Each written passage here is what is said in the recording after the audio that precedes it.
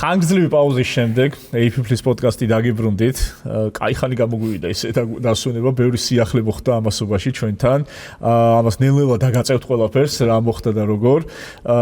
ერთი გვექნება ჩვენ ტექსტზე აუცილებლად, სადაც ასევე ბევრი ტრანსფორმაცია მოხდა და ამაზეც ჩვენ საინტერესო ეპიზოდი გვექნება, მაგრამ პირველ რიგში რაზეც თავარი სასაუბრო ჩვენი რაც არის, რაზეც ყოველთვის გვიხარია ლაპარაკი და საქმის კეთება, ეს არის სპორტი.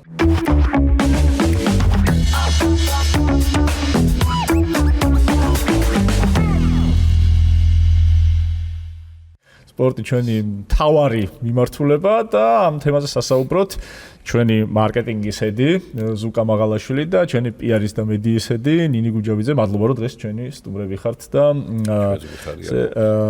კარგად მოვიხილოთ. მადლობა რომ ჩვენთან ერთად დაიწყე ახალი სეზონი ახალ სტუდიაში. ცოტა ის არის რა ქვია მაგას ჩატყობის. ეს დაყვება. კი, ელფერი. არანაირი nepotizmi. ხო, მოკლედ ერთი ის რითიც ძალიან ყველაზე ცხელი ამბავი რაც არის მსოფლიო ჩემპიონატი გადავაგორეთ. პირდაპირ გადატანილი საკმაოდ ცხელი მსოფლიო ჩემპიონატი. ცხელი ყველანაირი დატვირთით, ხო, დიდი მარათონი, რომელიც მზადება როდის დავიწყეთ კიდე და კამპანია როგორ ჩაუშვით და პროდუქტი როგორ მოიმზადა და ზოგადად მოდი სანამ ამ თემებზე გადავალთ, ზოგადად რამდენად ყვაყოფილი ხართ მსოფლიო ჩემპიონატით? ნინი, შენგან. მე უყურებდი მატჩებს? კი, უყურებდი მატჩებს, მიუხედავად იმისა, რომ დროის სხვაობა იყო ძალიან დიდი და ჩვენთვის არ იყო კომფორტული, რადგან ძირითად თამაშებზე ღამის თენება გვიწევდა, მაინც ძალიან კარგი მსოფლიო გამოვიდა, მიხარია რომ ესპანეთმა მოიგო. მაგასთან იყავი თავიდანვე? მართლა? ეკუთვნოდა ნამდვილად ეკუთვნოდა მესის დიდი პატივისცემა ჩემგან ნამდვილად. აქედან მოკითხვა და განვიცადე მისი ემოცია, მაგრამ ვთქვათ, რომ ეხლა არგენტინას ისე არ უთამაშია, რომ დაემსახურებინა. ხო, არა, ესპანეთთან შედარებით ყველა ესპანეთი ნამდვილად იმსახურებდა. ამიტომ ბრაზილიის გულშემატკივარი ვარ. ეგენი სად გავარდნე? რაღაც ახსოვს არა. შენ ვისკენ იყავი? ვისკენ სიმართლე რომ ვითხრა, ესე არა ვისკენ არ ყოფილა ძალიან. ინგლისმა შემაყვარა გზაში თავი ძალიან. ანუ რო უყურებდი, ანუ თვითონ ეს ბელინგემი, კეინი, ნაკრებს როგორ ეჭირა თავი ეს ფანებთან ერთად როგორი ქიმია იყო, თავის ვანდერვოლის სიმღერები და რაღაცები და ნუ აი მანდ უკვე ისე ვიყავი რა, მოსყიდული ვიყავი შუა გზაში რა. თან მაგათი ამ რაღაცა ტრაგიკულობით უკვე დავიღალე ფინალ წაგებული ფინალები და coming home-ები და ნუ რაღაცნაირად მაგალითად შემოგვიდგა. ფინალზე უკეთესი მატჩი ნამდვილად იყო ინგლისის პასპორტი. ერთად ანუ მე ვუყურე ფაქტიურად მსოფლიოს. ვაჰ, კარგად გაგიხაჭია. თავიდანვე დავიწყე ყურება გვიან საათებშიც უყურებდი, მაგრამ მე გამიმართა და ამერიკაში წავედი. იქ ვიყავი ფაქტიურად მეოთხეთ ფინალებამდე იქ ვიყავი. მეოთხეთ ფინალებამდე ბავშვით ხელში, დიდი ტელევიზორი და 12 საათი უწყებოდა შუადღეს თამაშები. თელ ჩემპიონატს უყურე და ანუ ჩემთვის ძალიან ტოპ ხარისხის ივენთი იყო. მაგრამ აბსოლუტურად განსხვავდება ის ემოციები, რაც აი რო ჩამოვიდი მაგალითად და მეგობრებს ველაპარაკე და რაღაცა არა დიდი მოწონება არ დამისხავდა. მე მგონია რომ ეს დროის სხვაობა და ისე ძალიან დიდი დისკომფორტია აქ რომ ღამეს რო ათენებდა დილით სამსახურში რომ უნდა ადგე და წახვიდე ძალიან რთულია. თან ისეთი თამაში half time show მოგეწონათ ფინალის? ხო, აი ის ლაპარაკოა. ეგონი სუპერბოულს დაუტოვოთ, სუპერბოულს დაუტოვოთ. არ უხდება ფეხბურთს. ხო, მეც გეთახმები მაგაში. მაგრამ ნუ ამერიკა რა და გამიგვირდა, სადაც ბეჭდებია ჩუქეს კიდე ჩემპიონების გამარჯვებულებს იმასა. NBA-ის და პირველად იყო. და ტრამპი იდგა დასროწევდნენ მაშინას და ესპანელებთან როდრის გვერდზე ტრამპი როზე. საკაი. კაი, მოდი ჩვენს მასშტაბს და ჩვენს სკოპს დაუბრუნდეთ ახლა. მსოფლიო ჩემპიონატი აჭარაბეთზე რა იყო, როგორ იყო, იმიტომ რომ ყოველთვის ამას ვეძახით ხოლმე ჩვენ ახალ წელს, იმიტომ რომ ყველა კომპანიისთვის ახალი წელი 29 დეკემბერია, ჩვენთვის ეგეთ მსოფლიო, ევროპა, ეგეთი სპორტული ახალი წელი გვაქვს. აი წინა იყო რომ ერთად დაემთხვა ეგ ახალი წელი და მსოფლიო ჩემპიონატი და შესაბამისი კამპანიაც ერთად ვულოცავდით. კი. წელს როგორ იყო? საკმაოდ საინტერესო თემა არის. SBC-ზე ვიყავით, იქაც რაღაცა პანელზე ვიყავით და თემა იყო მსოფლიო ჩემპიონატი რა და ნუ ძალიან საინტერესო სხვადასხვა რაკურსებით გავშალეთ ეგ თემა რა, იმიტომ რომ რაღაც პროდუქტის წარმომადგენლებიც იყვნენ, კონკურენტებიც იყვნენ, რაღაც CRM-ით თავის მხარეს ყვებოდა სხვა კომპანიის წარმომადგენელი ჩვენი იმიდან რომ ასე ვთქვათ პერსპექტივით რომ მოვყვეთ მზადება დავიწყეთ მოკლედ მე მგონი ყველა სადღაც იანვარი-თებერვალში უკვე პროდუქტმა ცალკე დაიწყო მზადება და როგორც ვიცი რაღაც ძალიან ბევრი განახლებები აკეთეს და რაღაც დამატებითი ფიჩერები პროდუქტები პლუს რაღაც ტექთი მიყავდათ რომელიც 24/7-ზე იქ იყო რომ ხან რაღაცა სტრეს ტესტინგის ნაწილში ხან რომ რაღაც არ გაფუჭებულიყო მოკლედ ძალიან ისეთი აქტიური და დატვირთული ის ქონდა თვითონ აი პროდუქტის ხარისხი მარკეტინგმა მე მგონი ყველა ერთად ვისხედით და ვფიქრობდით იმაზე, რომ აი რა არის ეს მსოფლიო, ხო, რომ მოდის პირველი ალბათ ის მოდიოდა, რომ მაინც ამერიკა რაღაცნაირი განსხვავებული მასშტაბურობა დაყვებოდა თავიდანვე, ვიცოდით, რომ ფორმატი იყო 48 გუნდი, რაღაც მარათონი დიდი ხანი და რაც ყველაზე მთავარი ინსაიტი იყო, რომ ღამე იყო. ანუ ეს საათობრივი სხვაობა იყო რაღაცნაირად გამოწვევაც და რაღაც მთავარი ინსაიტი, რომელზეც უნდა აუწყობილიყავით და მე მგონი ხო რა ჩვენ თუნდაც რა ისიც დავიკავეთ ასე ვთქვათ როლი აქ მსოფლიო ჩემპიონატში რომ პრეპერიოდში აქტიურები ვყოფილიყავით საკმაოდ და ის გადაცემა რაც დავიწყეთ YouTube გადაცემა მიკო ჯანელასთან ერთად მსოფლიო ჩემპიონატის ისტორიები იგი იყო ძალიან საინტერესო და პლუს მსოფლიოს თვითონ კამპანია რაც ქონდა ეს დღე და ღამე რომელიც ფაქტიურად დღეც და ღამეც რაღაცებს ვაშუქებდით ამიტომ მე ვიტყოდი რომ მაგ მესიჯით ეს ავიღეთ ეს ვალდებულება რომ დღე და ღამე მსოფლიოზე მართლა ყოველ დღე რაღაცა გვეკეთებინათ ან რაღაცა სულ ეს ხანგრძლივ მაშინ ხო პერსპექტივაში საკმაოდ ინტენსიური მსოფლიო ჩემპიონატი კი ძალიან და ჩვენი ამ კამპანიის ფარგლებში აუცილებლად ასევე უნდა აღვნიშნოთ ჩვენი ახალი სპორტბარი, რომელიც გავაკეთეთ, Arena Sports ბარი, რომელიც იყო ერთ-ერთი, ქალაქის ერთ-ერთი მთავარ მასპინძლად ჩამოყალიბდა რა. მაგ პროექტზე და მაგ იმას რომ რაღაც ისტორია რომ მოვყვეთ, იმიტომ რომ ვიცი რომ დიდხანია ამის იდეა არსებობს. წლები რამ მინიმუმ 3 წელია ამ პროექტზე მიდის მუშაობა, რომ ზუსტად ჩამოყალიბებულიყავით, როგორი ფორმატი უნდა ყოფილიყო და მე მგონი მივიღეთ საუკეთესო ვერსია, მათ შორის ჩვენი საყვარელი ადგილით გახდა Arena Sports ბარი, რადგან თამამად შეგვიძლია ვთქვათ, რომ ეგეთი ლოკაცია არ გვაქვს. სადაც შეგიძლია მიხვიდე, არის უდიდესი ეკრანები, ძალიან ბევრი, ძალიან კარგი ხარისხის, არის ფანტასტიკური კვება, ძალიან კარგი ბარი და კარგი გარემო და მეტი არაფერი არ გჭირდება, ამ ყველაფერს ერთად რო ემატება კარგი სპორტული ღონისძიება, სრული პაკეტი გაქვს და ეთყობოდა კიდეც ლოკაციას.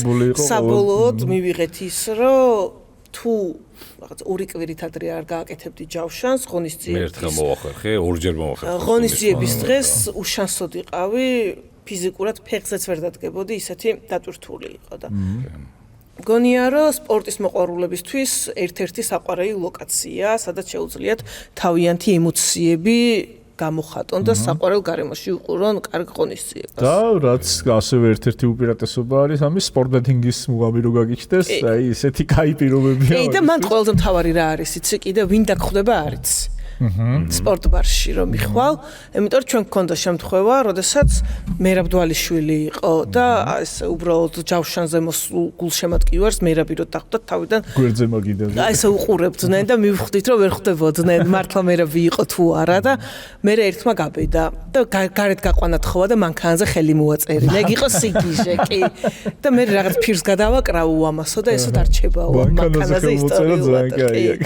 რომანი იყო დოლიძე ანუ და ძალიან ისეთი ადგილი შეიქმნა. ჩვენი ამბასადორები, ხშირი ლევანი ჩოხელი, ანუ და კომუნიტის წარმომადგენლები ძალიან ხშირად არიან მან და არა მარტო სხვა სპორტის სხვა სელებრიტებიც ამოჩნდნენ, ხო, ნაკრების წევრებიც იყვნენ და მოკლედ კარგი ადგილი გაიხსნა. სპორტის გულშემატკივრებისთვის მგონია რომ საუკეთესო ადგილი არის.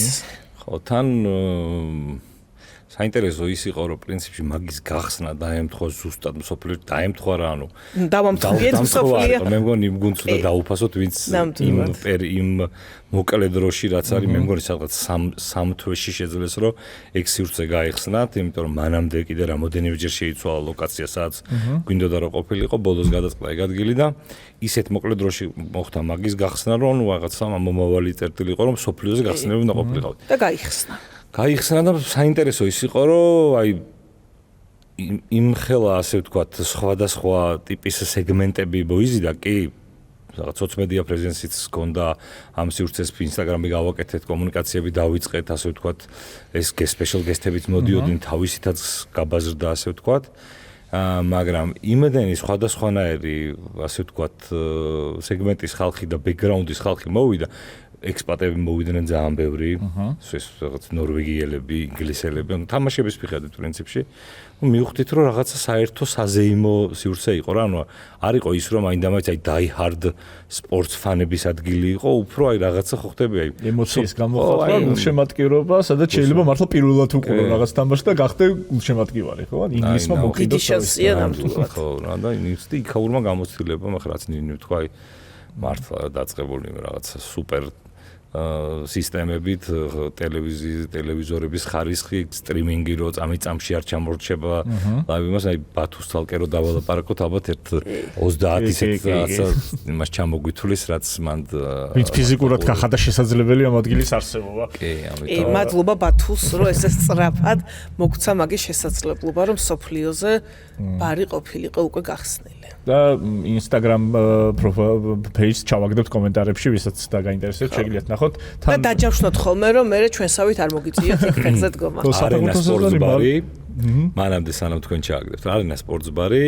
მისამართი არის იდეაში ონორის გვერდზე არის აი აპრილის ძველი აპრილის ტერიტორიაზე მისამართი იყო არ მახსოვს მაგრამ ეგ ადგილია ყანჩელის ქუჩაზე ნომერი აღარ მახსოვს არც მე ხო მანდარი მოკლედ და ხო თან ახლა საფეხბურთო სეზონი პრინციპში ახლა ცოტა ამოვისუნთქავთ კი ბატონო ფეხბურთელების დაისვენებენ და მე ისევ ახალი კვარაცხელია და ჩვენი ლეგიონები ყველანი დაბრუნდებიან მოკლედ მან დიდი ამბები იქნება დიდი ალბათობით იმაზე გავიხსნებით სუპერთასის თამაშზე სადაც კვარა თამაშობს 12 აგვისტოს ესეჟე ასტონ ვილა თუ არ ვწდები მე მგონი ეს ორი გუნდი ხდება ერთმანეთს ხო ეგ უახლოესი ივენთი ეგ არის მანდ კი ლევან ჩოხელი ახსენე ჩვენ გუნდ შემოვერთდა UFC-ს ახალი ამომავალი ვარსკვლავი ხო ვარსკვლავი არ ვთქვი მაინდა ამომავალი ნამდვილად არის ჯერ არ გავუსწროთ ჯერ წინ მოვლენს მაგრამ ისე შთამბეჭდავად დაიწყო ადამიანმა რომ მე არ ვიცი ვინმეს თუ ქონი მე არ ვარ დიდი ახლა UFC-ს სპეციალისტი მაგრამ მიგონი ეგეთი დასაწყისი და ესეთი სტარტი არ ვიცი ვინმეს თუ ქონია რომ 23 წამში ხო თუ 20 წამში 23 წამში ხო 23 წამში ჩვენ მეგობრები გვწერდნენ რომ 23 წამის გულისთვის ამ ხელაგზაზე როგორ წახვედით არც მე კონორის და ჰოლოუეის ბრძოლა თუ ნახეს ეგ არ ვიცი კიდე მაგრამ ეგეთი მარტივი გამარჯვებები რაღაც კუთხით ხო არის მაგათვის კიდე мотивация რომ მალევე ჩანიშნონ ხალხი. რა თქმა უნდა, იმიტომ რომ ტრამბო ფიზიკურად არ მოხვედრია. არ მოხვედრია ფიზიკურად და ამიტომ ძალიან მალე დაბრუნდება დიდი ალბათობით. სექტემბერში დაბრუნდება, იმიტომ რომ ოქტომბერში ბავშვს ელოდება. კი და იქამდე უნდა რომ ერთი ბრძოლა კიდე მოასწროს. შვენიერი. უმაგრესი ადამიანია. გქონდა პატივი რომ გაგვეცნო პირადად. ძალიან საინტერესო მოსაუბრე და იმედი მაქვს რომ მალე შეიძლება აქაც მოვიწვიოთ. ერთ საინტერესო ინტერვიუც ჩავწერეთ მასთან, რომელსაც ასევე ჩავაგდებთ კომენტარებში. როგორ შემოვერთა, როგორ მოყევი ნინი შენ ისტორია, შენ ყველაზე კარგად იცი, როგორ გახდა ლევან ჩოხელი სანამ ლევანის შემოერთებაზე მოვყვებით, იქამდე ზოგადად ხო არ მოვყვეთ იმ დიდ მოვლენაზე, რომელიც ზაფხულში ჩვენი გრძელვადიანი მუშაობის შემდეგ დაგვირგვინდა და აჭარაბეთი გახდა UFC-ს ოფიციალური პარტნიორი საქართველოში. და მე მგონი აქედან დავიწყოთ და მივიდეთ სხვადასხვა სიახლეებზე.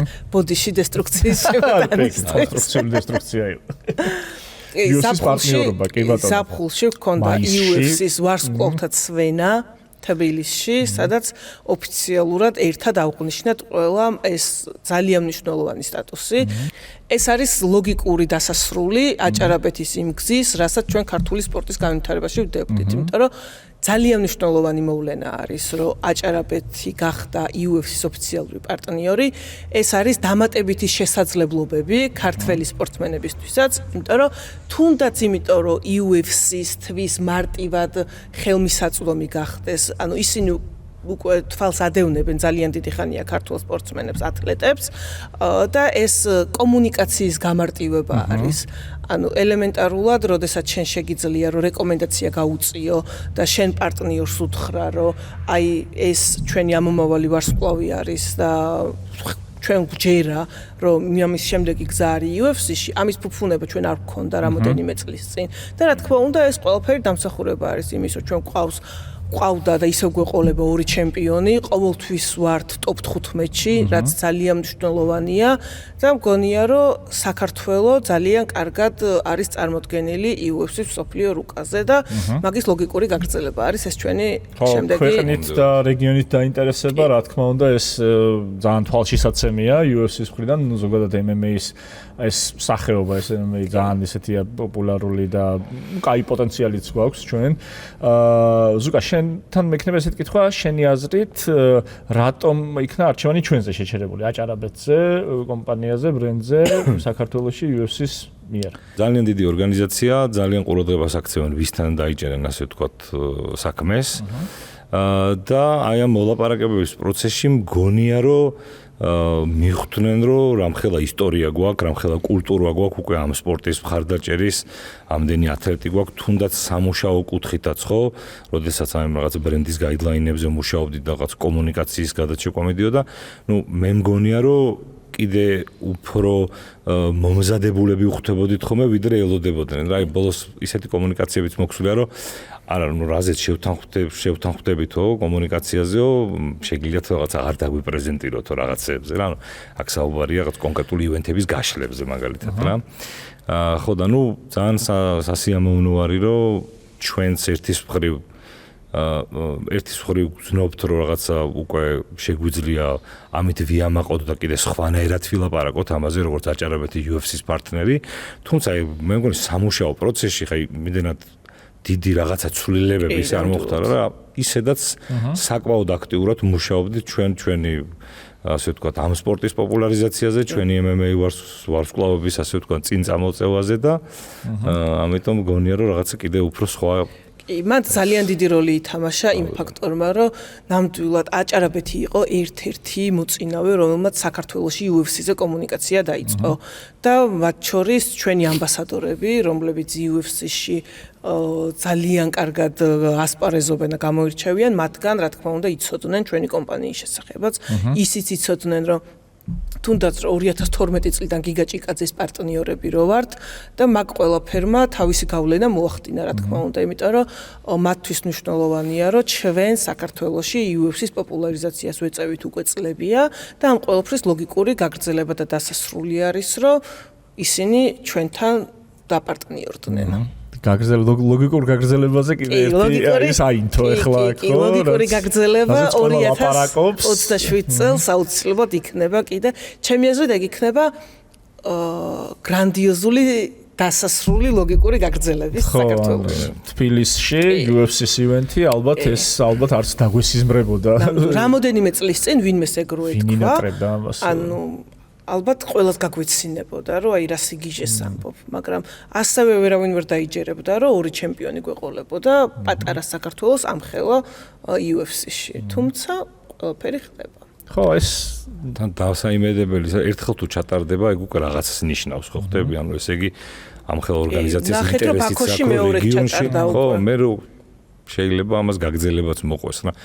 Plus რამხელა ალბათ გავლენა იქნება upcoming სპორტსმენებზე, ვისაც რაღაცა იმედის და ძალიან კარგი სპორტსმენები ყავს, რომლებიც აუცილებლად მოხვდებიან UFC-ში, უბრალოდ დრო არის ამისთვის საჭირო და თუნდაც აი ლევანის მაგალითი რო ავიღოთ, ზუსტად 1 წელი ელოდებოდა ლევანი UFC-სგან კონტრაქტს.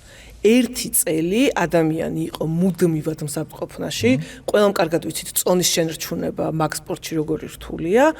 დისციპლინის მაგალითია ჩემი აზრით ლევანის შემთხვევა, რადგან 1 წლის განმავლობაში ელოდებოდა, როდის დაურეკავდნენ, დრო short notice აიღო და რეალურად ეხლა short notice აიღო, თუმცა მათ ძალიან საინტერესოა აი იმ ინტერვიუში იტყვის ლევანის თვითონ, მაგრამ ორჯერ უარი უთხრეს ლევანი დათანხმდა short notice-ზე, მაგრამ მოწინააღმდეგემ რო გაიგო, რომ ლევანმა თანხმობა თქვა, ის ჩაეხსნა. და ორჯერ უარის შემდეგ შონ შელბი შეპირდა, რომ 20-ში შენ აუცილებლად იჩხუბებ. შონ შელბი ეს არის დანა ვაიტის პარტნიორი, ხო? რომელიც ჩხუბებს გეგმავს. კი, მთავარი მაჩმეიკერია და პირობა შეასრულა და ლევანმაც თავისი პირობა შეუსრულა და ზუსტად 23 წამში შეუსრულა. 23 წამში დაასრულა. რაც ერთი წელი ალოდინეს. ხო, ეს ლევანის შემთხვევა მართლაც ის არის რა, ძალიან საინტერესო. ლევანთან ერთად ასევე მინდა ჯერ ერთი რომ წარმატებულს ვრო ამ ადამიანს და დარწმუნებული ვარ რომ მაგარ სიმაღლეებს მიაღწევს. ჩვენ გუნდს ასევე დაემატა ცნობილი ქართველი MMA ჟურნალისტი მინდია ციკლაური. მატება გვაქვს MMA ოჯახში. არანაკლებ მინდიასთან ინტერვიუ აქვს ლევანს, მინდია ჩაწერა ინტერვიუ ლევან ჩოხელთან, რომელიც შეგიძლიათ ნახოთ კომენტარებში და ხო მივუბრუნდეთ მაშინ ამ ისტორიას როგორ დაიწყო ურთიერთობა ლევანთან თუ ლევანთან და ნუ მე მინდიაზეც გადავიდეთ. ლევანს ჩვენ ძალიან დიდი ხანია ვადევნებთ თვალს. პირადადაც ვიცნობდით, რადგან ამერიკაში როდესაც ჩვენ გქონდა სხვა ვიზიტები, იქ ყოველდღიური კომუნიკაცია გქონდა მასთან, გქონდა მოლაპარაკება. და რეალურად ეს ჩვენი მოლაპარაკება ბევრი ეტაპისგან შედგებოდა და ფინალური კარგად გამოვიდა ისე რომ ჯერ UFC-სთან გავხდით, UFC-ს პარტნიორები გავხდით და პირველი კონტრაქტი UFC-სთან ოფიციალური პარტნიორობის შემდეგ იყო ლევანის ჩვენთან შემოერთება, რომელსაც მალევე მოყვა მისი პირველი ჩხუბი UFC-ში.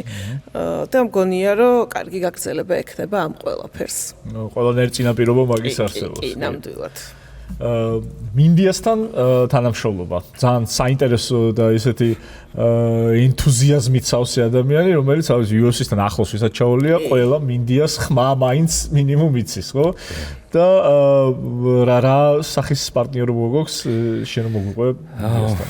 მინდია პირველ რიგში არანაკლებ გვიხარია, რომ ჩვენ გუნდს შემოუერთდა. ეგეც მგონია, რომ აი ამ რაღაცა, ასე ვთქვათ, UFC-ს partnership-ის კიდე რაღაცა ლოგიკური გაგრძელება არის, იმიტომ რომ ანუ უკვე ჩვენ რაღაცა როგორც ბრენდი, როგორც კომპანია ძალიან ღრმად ვართ, ასე ვთქვათ, ამ კონკრეტულ სპორტში შესულები და უკვე ხვდებით, რომ ანუ თუ დადის რაღაცა კომუნიკაციამდე, კომუნიკაციაც მაქსიმალურად უკვე სხვანაირი მოგეთხოვება რა. ბევრად უფრო აუთენტური, ბევრად უფრო პროფესიონალური, ბევრად უფრო საინტერესო, გამორჩეული. შეიძლება ხა ისედაც არ იყო ცუდი როგორ ვაკეთებდით UFC-ზე კომუნიკაცია, მაგრამ როდესაც მინდიასნაირი ადამიანი გემატება, რომელიც ამდენი წელი, ასე ვთქვათ, ერთ-ერთი სახე არის ქართული ამ სპორტული ჟურნალისტიკის, MMA-ს, მგონია რომ რაღაცა ჩვენს დიდ შესაძლებლობებს მოგცემს სამომავლოდ, რომ თუნდაც აი საერთო მიქსი რო წარმოვიდგინოთ, ხო, არის UFC-ს პარტნერშიპი, არიან ეს ჩვენი ფანტასტიკური სპორტსმენები, აგერ უკვე ჟურნალისტიკა, ჩვენი შიდა გუნდი ამ ხელა მარკეტინგის და გონია რომ უფრო და უფრო საინტერესოა გავშალოთ ეს სპორტი რა და რაც გვაქვს თავარი ობიექტივები პოპულარიზაცია ასე ვთქვათ ამ სპორტის ქვეყანაში და ასე შემდეგ მაგაში ძალიან დიდი როლს ხედავ რომ ინდიას ექნება. კი, რა თქმა უნდა და თან ეს კითხვა რო ისმის რომ აი იგივე ვთქვათ UFC-სთან ოფიციალური პარტნიორობა რა შედეგების მომტანი შეიძლება იყოს, ხო? აქ უამრავი მართლა შესაძლებლობა იხსნება, ახლა შენ მებრძოლების პერსპექტივები ახსენე, არის ქვეყნის პერსპექტივები, ხო? როგორც ახლა სპორტი რა თქმა უნდა არ არის ესე გამოცხალკევებული რაღაც სფერო, რომელიც თავისთვის არის, ხო? ეს გავლენას ახდენს ყველაფერზე და მათ შორის იგივე ვთქვათ ბევრი ადამიანისთვის ეს შეიძლება იყოს მართლაც ცხოვრების გზა, როგორც იგივე მერაბი რაც არის ასევე გულშემატკივრისთვის ძალიან მნიშვნელოვანია ინსაიტების ცოდნა. იმიტომ რომ ეხლა ეს ხელმისაწვდომი არ არის და არ ვიცით ხო შიგნით რა ხდება და ჩვენ უკვე გვაქვს იმის შესაძლებლობა რომ ქართულ გულშემატკივარს მივცეთ იმის შესაძლებლობა რომ UFC დავანახოთ შიგნიდან და ვაჩვენოთ ის ინსაიტები რაც ხდება კადრს მიღმა რომელიც ოქტაგონზე არ ჩანს. რაც დამიჯერეთ ბევრად უფრო საინტერესოა ეს მოსამზადებელი პერიოდები ყოველთვის. UFC-ს თბილისში ჩამოტანა ხო საერთოდ ეს იქნება მთავარი ალბათ კულმინაცია. კი, ნამდვილად. წარმოგიდგენია რა მოხდება? არ ვიცი კი. მე უკვე ნერვიულობ ბილეთებზე. მაგის ბილეთები ალბათ. ხო არა მე რასაც ხედავდი ახლა იგივე აი ეს მერაბ მაროქამარი აიღო და თბილისში რო ჩამოვიდა და რა ხდებოდა ქალაქში? ნამდვილად. ხო, ანუ წარმოგიდგენ ესე ბევრი ესეთი რაღაცა ამბავი რო ხდება, ხო არ ვიცი. ხო, პრინციპში ხა მანდ ალბათ ძალიან ბევრი ორგანიზაციაც იქნება ჩართული და სავარაუდოდ. კი, რა თქმა უნდა. მთავრობაზე სამინისტრო იმ ხელა ევენთი არის რომ ალბათ სხვა მასშტაბის რატო ვიძახი ბილეთებზე ბილეთები ხა მანდ ინდომება ალბათ თვითონ საქართველოს მან ყოფნა და თვითონ ეს UFC-ს ასე ვთქვათ ივენთები რო ტარდება ხა იქ რა დარბაზებიც არის ალბათ რაღაც მაქსიმუმ 20000 კაციანი დარბაზებია ხო ჩვენთან ხა არ ვიცი სად იქნება მაგრამ უბრალოდ არ გვაქვს მაგ ხელა ლოკაცია არ გვაქვს რა ისეთი ლოკაციები და დახურული უნდა იყოს ყველა იმედია რომ რაღაცა გაშუქებაც ისეთი მოხდება რომ თუნდაც ვინც ივენთზე ვერ მოხდება არ ვიცი გარეყურებებიც იქნება და მე მგონი რომ ძალიან მასშტაბური ხო არა მე მჯერა მაგის რომ საოცარი ღონისძიება იქ ხედავ შეიძლება მე ქუჩას დავარქოთ UFC-ს ქუჩა დანა ვაიტის სახელობის ვაიტის სკვერი გამზირი შვენიერი სხვა სპორტებიც მიმოვიხილოთ მოდი ჩვენ აქტიური ზაფხული გვაქვს რეალურად კალათბურთის ეროვნული ნაკრების სპონსორები ვართ და ჩვენი ბიჭები ახლა იბრძვიან იმისთვის რომ სოფლიო ჩემპიონატზე კიდევ ერთხელ მოუხვდეთ და დიდი იმედი მაქვს რომ ეს ასეც იქნება მანდ ძალიან მნიშვნელოვანია ის მატჩები რომელიც საქართველოში ტარდება და გულშემატკივრებს უნდა ვთხოვოთ აუცილებლად აგვისტო გვაქვს ძალიან დატვირთული მაგ მხრივ რადგან ორი თამაში გვექნება აგვისტოში საქართველოში იქიდან ერთი მართალია ამხანაგურია მაგრამ ჩავთვალოთ რომ მოსამზადებელია და ამიტომ გულშემატკივრის დასწრება და მხარდაჭერა ძალიან მნიშვნელოვანია. თან ყველა ვნახეთ ბოლო თამაშზე ამ გულშემატკივრობამ რამ ხელა მუხტი მიცათ ბიჭებს და როგორი თამაში მოვაბრუნეთ და როგორი თამაში მოვიგეთ. ანუ წარმოუდგენელი თამაში იყო და დარწმუნებული ვარ ესეთივე მუხტით გავაგრძელებთ შემდეგ დარჩენილ თამაშებს და მოხვდებით მსოფლიოზე. თუმცა გულშემატკივარმაც თავისი გასაკეთებელი უნდა გააკეთოს, ამიტომ მეგობრებო აგვისტოში გელოდებით ყველას ახალ სპორტის სასახლეში, რომ ერთად უქომაგოთ ჩვენს ნაკრებს. თან ეს გულშემატკივრობის კულტურა ერთ-ერთი სოჩერს აი არენა სპორტს ბარზე რო საუბრობდით, ერთ-ერთი ისა გვაქვს რა, როგორც აღებული, როგორც მიზანი, რომ გულშემატკივრობის კულტურა უფრო სხვა დონეზე ავიდეს. გასულ თამაშებს შეგვიძლია არენა სპორტ ბარში ვუყუროთ. კი, ყველაფერს. 31 აგვისტოს გვაქვს პორტუგალიასთან. მოსაგები თამაში. მოსაგები თამაში კი. ჩვენი მოფარიკავეები და არამოფარიკავეები, ასე სანდრო ბაზაძეს ეხლა მსოფლიო ჩემპიონატი დაეწყო, მიმდინარე მსოფლიო ჩემპიონატია. ეხლა არ ვიცით როდის დაიდება ეს ეპიზოდი, ამიტომ ან უკვე დამთავრებულია ჩემპიონატი და მე მგონი დამთავრებული არ იქნება, მაგრამ კი, მაგრამ ჯერჯერობით სანდრო, ჩვენ რო ეხლა ამ გადაცემას ვწერთ, სანდროს გამოსვლა არ არის. ჯერ წინა აქვს. ამიტომ წარმატებები ყოველდღიურ შემთხვევაში. გოგოებთან ირმა ხეცურიანი, ნინა თიბილაშვილი და გვანცაზადიშვილი არამოფარიკავს ჯერჯერობით ამ წუთას არ აქვს ტურნირი, თუმცა გოგოები ყოველთვის დატვირთულები არიან, ძალიან ბევრ ტურნირში ღებულობენ მონაწილეობას, საიდანაც თამამად და ამაყად შეგვიძლია ვთქვათ, რომ ყოველთვის გამარჯვებულები ბრუნდებიან. ანუ არ მახსენდება რომელიმე ტურნირზე ჩვენი არამოფარიკავეები გამარჯვებულები არ დაბრუნებული იყვნენ, რაც ძალიან დიდი ფუფუნებაა და ძალიან დიდი მადლობა ჩვენს საოცარ გოგოებს ამისთვის, რომ ყოველთვის ამაყები ვართ მათით. საკმაოდ ცხელი ზაფხული გამოგვივიდა სინამდვილეში. კი, ძალიან. მართალია, ამინდი არ გვიწყობდა ხელს, მაგრამ სპორტული ტემპერატურა ძალიან მაღალი იყო. ზუკა, ბოლოსკენ მინდა შენ როგორც ჩვენი აჯანყების მარკეტინგის ჰედს ეგეთი კითხვა დაგისვა. ჩვენი პოდკასტი ზოგადად ერთ-ერთი მიზანი რაც არის რომ ვინც პოტენციურად შეიძლება დაინტერესებული იყოს იმით რომ ჩვენ გუნდ შემოვერთდეს შეიძლება არ ვიცი junior level-ზე რაღაც ინტერესები აქვს, იგივე მარკეტინგში იქნება ეს თუ სპორტში თუ სხვა მიმართულებით. რით შეიძლება დავაინტერესოთ, რა შესაძლებლობები არის ჩვენთან პროფესიული ზრდის, რა უნარები არის საჭირო იმისთვის, რომ თქვა ჩვენ რაღაც რადარზე მოხვდე, აი ამაზე თუ შეგიძლია ერთი-ორი სიტყვა გითხრა. მარკეტინგში თუ კომპანიაში ზოგადად. შენი მიმართულებით ჩვენ ერთი მეორეს ხელს არ უშლის. ერთი მეორეს ხელს არ უშლის, ხო? მე მგონი იმდენი ხანი ვილაპარაკეთ სპორტზე და იმ ათლეტებზე და იმ პარტნერშიპებზე უკვე ჩემი აზრით ძალიან საინტერესოა. ესე იგი ისეთ პროექტებში შეგიძლია ისეთ პროექტებზე შეუძლია ამოყოთავი რომ ხო სპორტი თუ გიყვარს ხალხსახად ჩვენ ვართ best place to work ერთ-ერთი ვიტყოდი. მაგრამ მაგის გარდა თიმი ყავს პროფესიონალები დაკომპლექტებული ძალიან დიდ ყურადღებას ვაქცევთ, რომ არ ვიცი, აი მეგობრულ კულტურას, იმას რა ქვია, ასე ვთქვათ, სამუშაო გარემოს და სიმრო იყო, ხო რა, და ხო ორგანიზაციის კუთხით შეიძლება, არ ვიცი, ტექმემართულებითაც ისეთი წინსვლები გვაქვს და იმდენი რაღაცა ხდება. მაგაზე ცალკე ეპიზოდიც გვექნება. ხო, მაგაზე ცალკე ეპიზოდი გექნება, მაგრამ ხო, მარკეტინგში რა კაი კომანდა ვართ და დიდი ხანია ერთად მოვდივართ, დიდი გუნდი ვართ, ფაქტიურად ყველაფერს in-house ვაკეთებთ ძირითადად და თუ სპორტი გიყვარს საუკეთესო ადგილია ნამდვილად. ხო. მარტო ამ ეპიზოდიდან ჩანს. ნამდვილად, იმიტომ რომ აი რაღაცაზე რომ ვიღაცას რო გულს შემატკივრობ, იმ ადამიანთან ერთად მუშაობა მოგიწევს მე აუცილებლად რაღაც დროს. თან ჩვენთან განსხვავებული ის არის რომ იმ ადამიანებთან მუშაობა ავტომატურად ნიშნავს დამეგობრებას იმ ადამიანებთან, იმიტომ რომ პრინციპში ეგრეც ვარჩევთ ხოლმე ამ ამბასადორებს, ასე ვთქვათ, რომლებიც ჩვენს ღირებულებებთან ძალიან ახლოს არიან. სპორტული წარმატების გარდა არიან ძალიან კარგი ადამიანები, არ ვიცი. რაც ყველაზე მნიშვნელოვანია. კი, რაც ვინც კი გავიცანი, ყველაზე შემიძლია ეგ ვთქვა.